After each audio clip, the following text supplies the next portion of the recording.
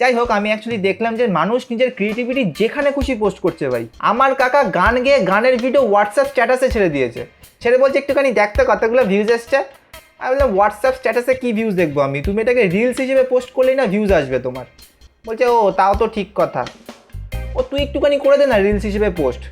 আমি বললাম তুমি স্যান্ডো গেঞ্জি পরে ভিডিও করেছো, তোমার বুকে কতগুলো চুল দেখা যাচ্ছে, এটাকে আমি রিলস হিসেবে পোস্ট করব? বলছে ও হ্যাঁ, ও তুই একটুখানি ওই দেখ না এডিট ফেডিট করে চুলগুলো সরানো যায় কিনা, তুই তো পারিস এগুলো। আমি বললাম হোয়াটসঅ্যাপ স্ট্যাটাসই ঠিক আছে তোমার জন্য, ওটাই বেস্ট, 10 জন দেখেছে তোমার ভিডিও। তো দেখো ক্রিয়েটিভিটি এখন সব জায়গায় দেখানো হচ্ছে, তো আমিও নিজের ইনস্টাগ্রামে অনেকগুলো রিলস পোস্ট করে গেছি নিজের ক্রিয়েটিভিটিকে পাবলিক করার জন্য।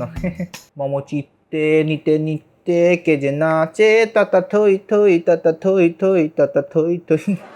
আমি কমেডি ভিডিও পোস্ট করেছি রিলসে। নাচ তো আমি শুধু কলেজের সিনিয়রদের সামনেই করি, কারণ একদিন আমাকে ল্যাংটো করে নাচিয়েছিল ওদের সামনে। পরে জানতে পারলাম যে ওটা নাকি র্যাগিং ছিল।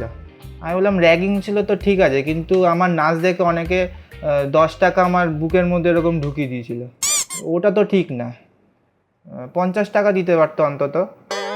তো এটাই, আমি রিলসে মানুষকে জান প্রাণ দিয়ে হাসানোর চেষ্টা করেছি, আর এমন হাসিয়েছি যে মানুষ হাসতে হাসতে পেদেই দিয়েছে। কী সব বলছি আমি।